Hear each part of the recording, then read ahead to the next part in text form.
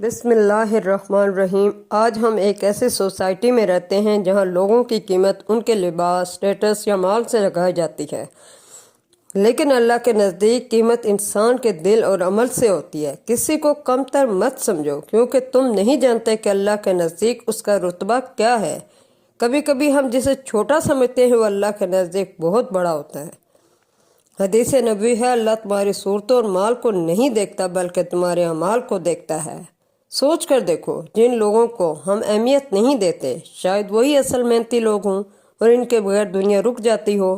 وہ مزدور جو دھوپ میں کام کرتا ہے، تمہارے شہر کو آباد کرتا ہے، وہ ڈرائیور جو صبح سے شام تک لوگوں کو منزل تک پہنچاتے ہیں، وہ صفائی کے کام کرنے والے بندے جو گلی محلے میں صفائی رکھتے ہیں، وہ ٹیچر جس کی کوئی اہمیت نہیں، وہ آپ کے بچوں کے مستقبل بناتا ہے۔